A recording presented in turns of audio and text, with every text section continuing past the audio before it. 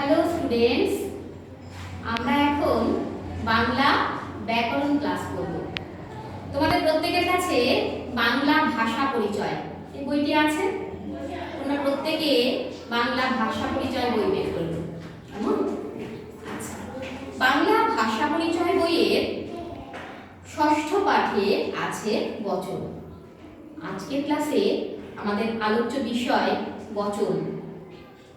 আচ্ছা, বচন এই শব্দটি তোমরা আগেও শুনেছ। আজকের ক্লাসে আমরা আরো একবার এই বচন কি, বচন আমরা কিভাবে ব্যবহার করব সেই নিয়ে আলোচনা করব।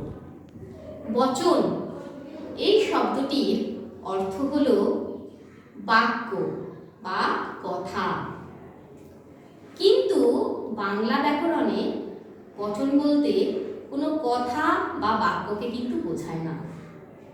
বাংলা ব্যাকরণে বচন কি? বচন হলো সংখ্যা, সংখ্যা বোঝায়। কেমন সংখ্যা বোঝাবে? বেশ, আমি তোমাদের একটু উদাহরণের সাহায্যে বোঝানোর চেষ্টা করছি, দেখো তোমরা বুঝতে পারবে। কটি কলম আছে আমার হাতে? একটি কলম, তাই তো? আচ্ছা বেশ, এবার তোমরা দেখো আমার হাতে কটি কলম আছে। তোমরা গুনে বলো কটি কলম আছে? 4টি কলম। তাহলে প্রথমে আমরা দেখলাম একটি কলম, বা যদি বলি কলম, তাহলে কলম যদি বলি, এই কলম শব্দটি কি বলতো? এই কলম শব্দটির মাধ্যমে কটি কলমকে নির্দেশ করা হলো, কটি কলমের কথা বলা হলো? একটি কলমের কথা।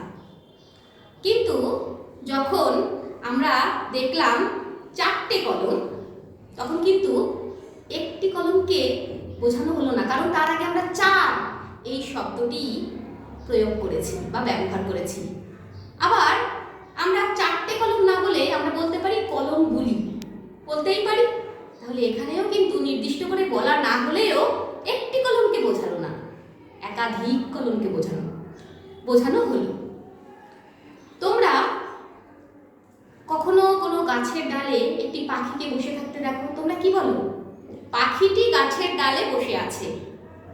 আবার তোমরাই যখন আকাশে সারিবদ্ধভাবে অনেক পাখিকে উড়ে যেতে দেখো, তখন কি বলো তোমরা?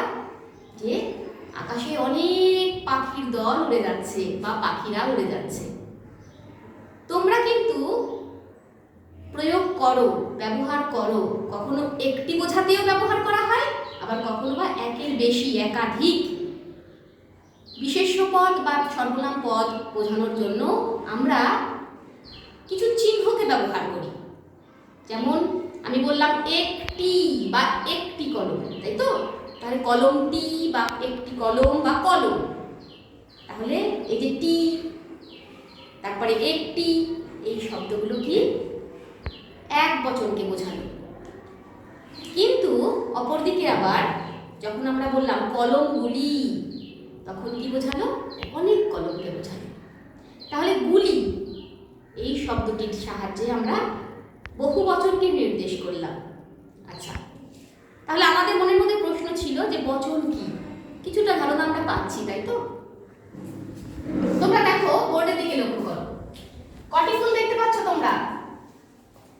বলো একটি ফুল। ঠিক ঠিক তারপরেই দেখো সারিবদ্ধভাবে অনেকগুলো ফুল রাখা আছে, তাই তো? 1 2 3 4 5। তোমরা বলতে পারো এখানে 5টি ফুল আছে। আবার 5টি ফুল আছে সংখ্যা নির্দেশ না করেও তোমরা অনেকগুলো ফুলকে একসঙ্গে বলতে পারো কি? অনেক ফুল আছে, তাই তো? ফুলগুলি, তাই তো? তাহলে অনেক ফুলকে বোঝানোর জন্য আমরা ফুল তার সঙ্গে গুলো বা গুলি ব্যবহার করলাম বা যুক্ত করলাম। তারপরে আরেকটি উদাহরণ দেখো, বলো তো এখানে কটি পাতা আছে? একটি পাতা, তাই তো? আর নিচে দেখো সারিবদ্ধভাবে অনেকগুলো পাতা আছে, 1 2 3 4 5 6 7, 7টি পাতা আছে। আমরা বলতে পারি 7টি পাতা আছে, এবং উপরের পাতাটিকে দেখে কি বলবো? একটি পাতা আছে। তাহলে এক বা একটি এক বচনকে নির্দেশ করবে, এবং একের বেশি বোঝাতে, একাধিক বোঝাতে একের অধিক দুটোও হতে পারে, অথবা দুইয়ের বেশি, সহস্রাধিক। মোট কথা একের অধিক বোঝালেই বহুবচনকে নির্দেশ করবে। তখন আমরা এখানে বলতে পারি যে এখানে কটি পাতা আছে, 7টি পাতা আছে, তাও বহুবচনের রূপ ব্যবহার করা হলো, বা অনেক পাতাকে বোঝানো হলো। অথবা আমরা বলতে পারি যে পাতাগুলো বা পাতাগুলি। কেমন? বেশ, তাহলে বচন কাকে বলবো আমরা? বচনের একটি সংজ্ঞা বা বচন কাকে বলে তার একটি উত্তর আমরা লিখতে পারি। কি পারি বা কি পেলাম আমরা এর থেকে, কি জানতে পারলাম? যার দ্বারা বলতে যে চিহ্নের দ্বারা বিশেষ্য ও সর্বনাম পদের সংখ্যা বা পরিমাণ বোঝায় তাকে বচন বলে। বিশেষ্য পদ আর সর্বনাম পদ কি আরেকবার মনে করে নিই। বিশেষ্য পদ হলো নাম পদ। সর্বনাম পদ কি? সর্বনাম পদ নাম পদের পরিবর্তে যে পদ ব্যবহার করা হয় সেই পদ হলো সর্বনাম পদ। বিশেষ্য পদ যেমন আমরা বলতে পারি ছেলে। ছেলে বলতে কয়জন ছেলেকে বোঝানো হলো? একটি ছেলেকে বোঝানো হলো। আর যদি বলি ছেলেরা, ছেলের দল, তখন একাধিক ছেলেদেরকে বোঝানো হলো। ঠিক একইভাবে আমরা মেয়েদের ক্ষেত্রেও মেয়েরা, মেয়েগুলি বা মেয়েগুলো ব্যবহার করতে পারি। এবং মেয়েটি বা মেয়ে আমরা সাধারণত যে শব্দগুলো বা মূল শব্দ যে ব্যবহার করি বা শিখি সেই শব্দগুলো একবচনেরই রূপ, এবং সেই শব্দের সঙ্গে গুলি, গুলো এইরকম বিভিন্ন শব্দাংশ যুক্ত করে কি তৈরি করা হয়? বহুবচনের রূপ তৈরি করা হয়। বচনকে দুই ভাগে ভাগ করা হয়েছে, এক বচন, বহু বচন। বাংলাতে বচনকে বা বাংলা ভাষায়, বাংলা ব্যাকরণে বচনকে দুই ভাগে ভাগ করা হয়েছে, এক বচন, বহু বচন। তোমরা এখানে মনে রাখবে যে বাংলা ভাষা তো সংস্কৃত ভাষা থেকেই এসেছে, বা আমরা সংস্কৃত ভাষাকে বাংলা ভাষার জননী বলতে পারি, তাই তো? তাহলে এই যে সংস্কৃত ভাষা, এই সংস্কৃত ভাষাতেও কিন্তু বচন ছিল, তাই তো? তাহলে সেখানে কিন্তু আমরা দু প্রকার বচনকে পাবো না।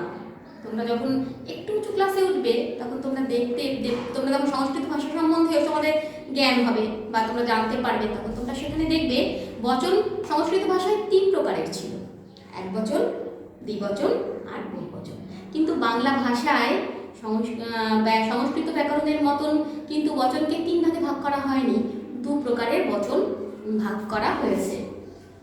কি পেলাম আমরা তাহলে? এক বচন এবং বহু বচন। বাংলা ভাষায় বচন 2 প্রকার। আচ্ছা দেখো, ঠিক তার নিচে আমি লিখেছি প্রাণীবাচক। প্রাণীবাচক বলতে কি বোঝানো হয়েছে? প্রাণীবাচক মানে প্রাণীবাচক শব্দ। প্রাণীবাচক বিভিন্ন শব্দ, তার সঙ্গে এক, একটি, এই যুক্ত করে, এই শব্দ যুক্ত করে প্রাণীবাচক শব্দকে এক বচনের রূপ দেওয়া হয়। যদি বস্তুবাচক কোনো শব্দ থাকে তখন তার সঙ্গে টি, টা, খানা, খানি ইত্যাদি যুক্ত করে কি করা হয়? এক বচনের রূপ দেওয়া হয়। আচ্ছা, আমি তোমাদের একটু উদাহরণের সাহায্যে বোঝানোর চেষ্টা করি। আমি যদি বলি বই, বই, বই মানে কি? কটি বইকে বোঝানো হলো? একটি বইকে বোঝানো হলো। যদি বলি বইটি, তাও কিন্তু একটি বইকেই বোঝানো হলো, তাই তো? বইটি বা বইটা। আচ্ছা, ফুল, একটি ফুলকে বোঝানো হলো, আমরা দেখলাম উদাহরণের সাহায্যে। যদি বলি পাখি, পাখিটি, তাহলে কি? একটি পাখিকে বোঝানো হলো। যদি বলি লোক, লোক বলতে কয়জন লোককে বোঝাচ্ছে বা বোঝানো হচ্ছে? একজন লোককে। মানুষ, একজন মানুষকে বোঝানো হচ্ছে, তাই তো? আচ্ছা বেশ, তাহলে আমরা এক বচনের কিভাবে রূপ পাবো আমরা দেখলাম। এবার আমরা দেখি বহুবচনের কিভাবে রূপ পাওয়া যায়। বহুবচনে প্রাণীবাচক শব্দের ক্ষেত্রে রা, এরা, দের, গণ, বৃন্দ সাধারণত এই শব্দাংশ সমষ্টি যুক্ত করে প্রাণীবাচক শব্দের বহুবচনের রূপদান করা হয়। বস্তুবাচক শব্দের ক্ষেত্রে গুলি, করে বহু বচনের রূপদান করা হয়। যেমন আমরা আরেকবার বলি, উদাহরণের সাহায্যে বুঝি। যদি বলি পাখি, একটি পাখিকে বোঝাচ্ছে। যদি বলি পাখি সব, তখন অনেক পাখিকে বোঝাচ্ছে। পাখির পরে সব যুক্ত করা হলো, অনেক পাখি। আবার তোমরা বলতে পারো যে দুটো পাখি, হ্যাঁ, এটিও বহু বচনের রূপ। তাহলে আরো একটা উদাহরণের সাহায্যে আমরা দেখি। যদি বলি ছেলে, ছেলে বলতে কি একটি ছেলেকে বোঝাচ্ছে। যদি বলি দুটি ছেলে বা ছেলেরা। যদি বলি কাহিনী, কাহিনী বা গল্প, তাহলে কি একটি কাহিনী বা গল্পকে বোঝাচ্ছে। কিন্তু যদি বলি নানা কাহিনী, অনেক কাহিনী, গল্পগুচ্ছ, তখন কি বহু বচনের রূপ আমরা পেলাম। আমরা কিন্তু আজকের ক্লাসে বিশেষ্য পদের একবচনের রূপ এবং বহু বচনের রূপ আলোচনা করলাম। তোমরা তোমাদের বচন সম্বন্ধে আলোচনা তোমাদের বাংলা ব্যাকরণ বইতে 47 পাতায় পাবে। তোমরা প্রত্যেকে এই বচন সম্বন্ধে বা আমি যা বললাম এই সম্বন্ধে যে আলোচনা বইয়ের মধ্যে আছে তোমরা পড়বে, কেমন?